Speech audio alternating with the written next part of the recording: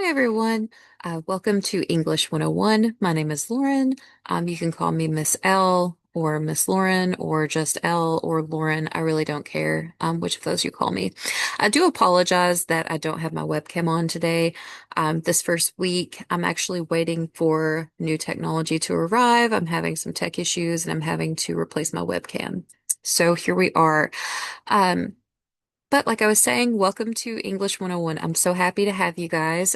This video will look at our Canvas website and we will dive into the syllabus.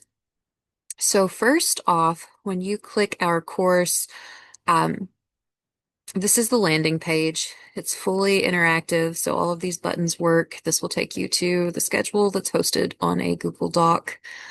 We have modules, assignments, discussions, the syllabus, a place to sign up for office hours, and a grade contract to visit. I will unpack the grade contract in another video. But here on this left side ribbon, here is a list of areas you can navigate to from here. We have our announcements where all of those will be kept. And then another way to access modules, your weekly modules will always be here. Each week we'll have a new one. This week you'll be starting with these three. There's the course intro, the weekly schedule and textbook you'll be referencing pretty often. Um, and then we have a place for our discussions. Our discussion boards will always be here. All other assignments will be listed here. And don't worry, the way you keep up with those is by referencing the schedule. The weekly schedule will always have what's due that week. For instance, this week you'll have a journal entry due and your first discussion board will be due. Next week, we have a journal entry, a discussion board, and the first draft of a paper. So those will always be listed in the weekly schedule. So make sure you're looking at that each week. You can also access your grades, find people in the course, and then there's pages. So when you open our Canvas website, um, if you navigate to the syllabus, you can read through that. This version of English 101 is fully asynchronous, a, excuse me, fully asynchronous. So we will never be meeting in person.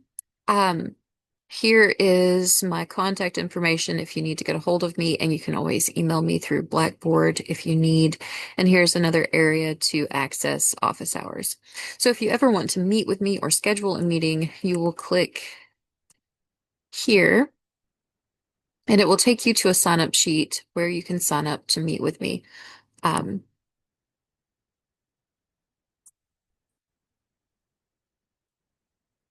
you can sign up to meet with me here. Make sure you include your name and your student email. And when you sign up for a slot, always send an email afterwards verifying the requested time. Um, I'm not always checking this, so if you're popping up on August the 25th, the day of our appointment, and it's already 4:27 and you want to meet at 4:30, I need to know to connect to Zoom so we can meet. So make sure as soon as you sign up for one of these, you send me an email ensuring that we can meet. It's very important you do that. I don't want to miss anyone. So that is where you can, another area for you to sign up for an appointment. I have office hours every Monday, but if you can't meet on Mondays or you need a different time, just send me an email and we can come up with another time and date to meet. I I can be very accommodating when it comes to meeting outside of office hours, and I don't mind doing it at all. I absolutely love meeting with you guys. I really miss being in person.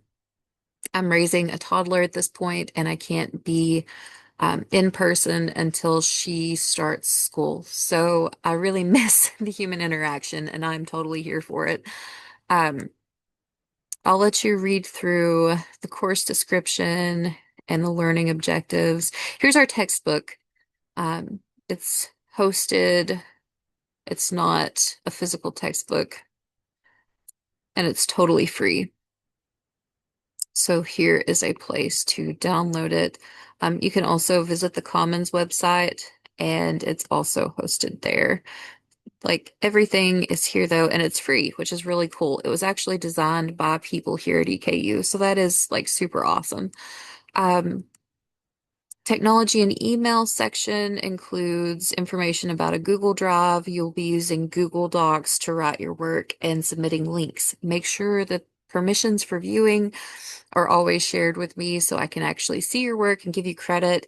Um, if you visit the Canvas grade site and you're looking at your grades, you're turning things in, but you notice you have like 5 zeros in a row, it's probably because you're not sharing permissions.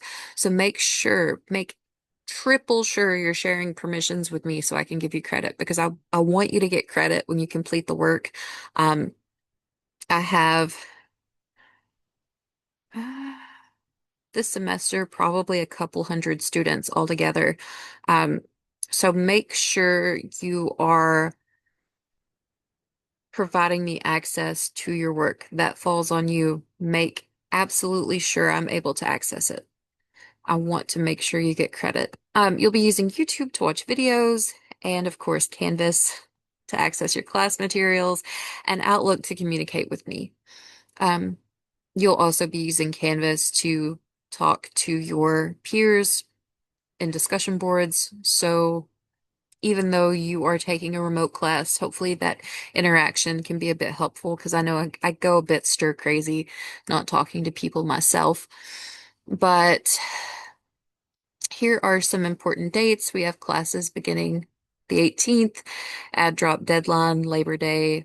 We're off. The information for fall break and Thanksgiving break is on here, and finals week. Here's some links to various calendars for EKU. I'll let you read the student learning outcomes. There's policies. You need to make sure you are submitting your work.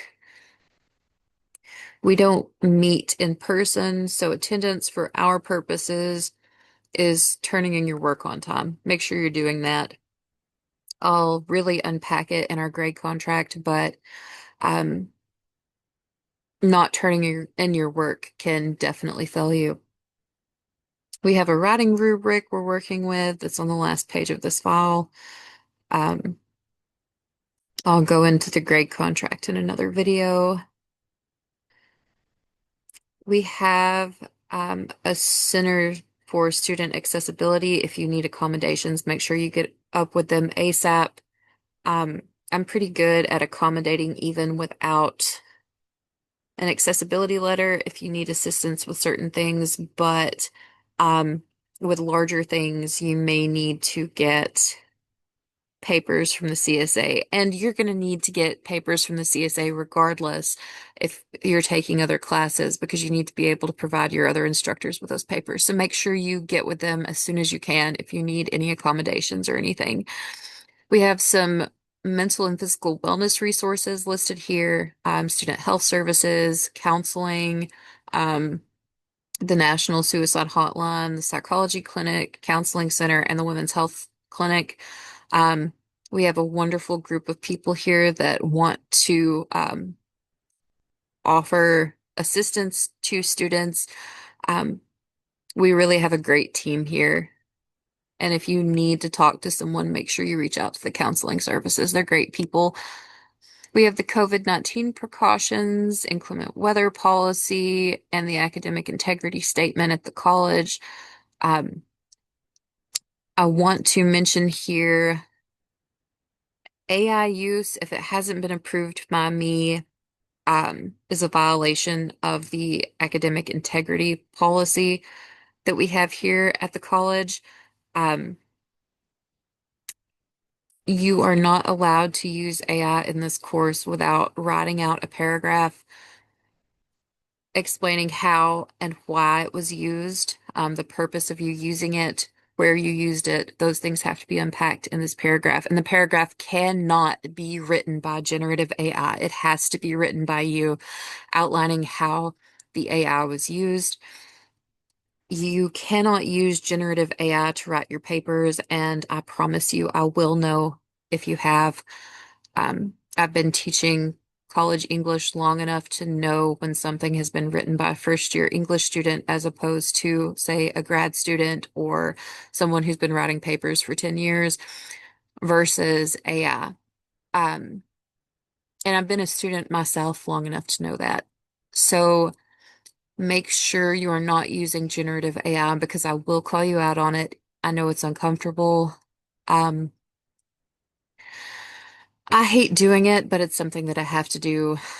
I have met with so many students over the last couple of years who have used AI and they've had to redo their papers, um, because I won't give you credit if you haven't written your paper yourself.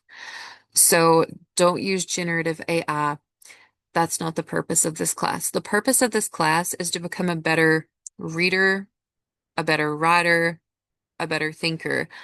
Um, I want you to grow as writers, as students of rhetoric. I want to see you grow. And you're not growing if you're not writing and reading and thinking for yourself. If you're using generative AI, you're simply not.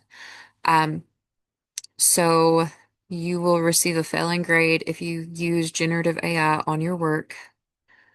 We will have to meet and talk about it, and you'll have to rewrite your paper, and you will get a referral to the student conduct office here. And it's really just, it's an uncomfortable process. And I've had to do it so many times the last few years. So please, please, please do not use generative AI. I'm all but begging. It wastes your time. It wastes my time. So just don't do it. And if you do use some form of AI for brainstorming or something like that, um, you have to, as I said, write out a paragraph to me explaining how and why it was used, where it was used, the site that you used. All of that needs to be outlined. And if you use AI for any revisions, you cannot cut and paste the revisions that a generative AI machine has given you. If you are implementing revisions, they have to be typed in yourself into the Google Doc, and I have to be able to see where you made those revisions, which Google Docs will track. You can't just cut and paste into a Google Doc. So that is everything with AI. I know it's uncomfortable. We're all still learning to navigate it. It can be a wonderful tool. I absolutely believe that it can be a good and useful tool, but you are not developing as a student if you are generating all of your work in a text generator. It doesn't help you at all. And it's bad for the environment and so many other things, but I won't even get into that. Just don't do it, please. Okay, I'm gonna get off my soapbox now. Here is the information for our Title IX discrimination and harassment section. We are mandated reporters. Here are lines for confidential reporting to the counseling center, student health, and the psychology clinic. Title IX information for John Dixon. He's our Chief Human Resources Officer, an interim Title IX coordinator. Here's the information for the Student Success Center and the Knoll Studio for Academic Creativity. I highly recommend you visit them. If you are stuck on an assignment or you're having problems figuring out how to get started, you're trying to get some pointers on revision, even later on when you're taking a speech course, you'll be visiting there. I highly, highly, highly recommend visiting them. They're wonderful people. Um, and they know what they're talking about with their stuff. As someone who used to work in the writing center there, as a consultant, I can tell you they really do. They know what they're doing. And they're wonderful and nice and such sweet people. Clint Stivers, wonderful human being. Dana, they're all just absolutely great. So definitely consider stopping by. You don't have to be in person. You can actually meet with them over Zoom. And I may do an extra credit assignment later in the semester to like it can cover a journal entry potentially, if you visit them to do revisions with one of your papers. They're absolutely great.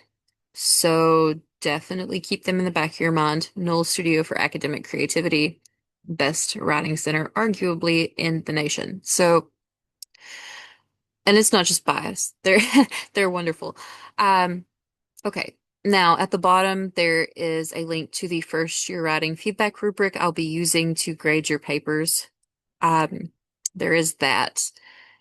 And I think that's it, folks. All of that is here in the syllabus. You'll be reading that this week. Every week, you'll be doing a new module. So at the top of this, we have our weekly schedule and our textbook. Remember, the textbook is here. The textbook is in modules. It can always be accessed here.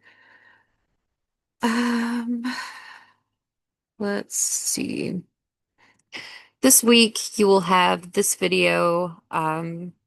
You'll be looking through the syllabus yourself and the grade contract yourself. You'll have grade contract slides to look over. There'll be a couple more things added by the time this is actually given to you guys. But that is it for this one. And I am so excited again to have you guys in this class. I absolutely love what I do. I love teaching English. Um, I love media studies. Writing and rhetoric are my jam, and I'm just so, so glad that you guys are here. And I'm so excited to see what you have to say this semester. I'm so excited to hear your voices and see your thoughts and just read your papers. I'm so happy you're here. With that being said, I will see you guys in the next one.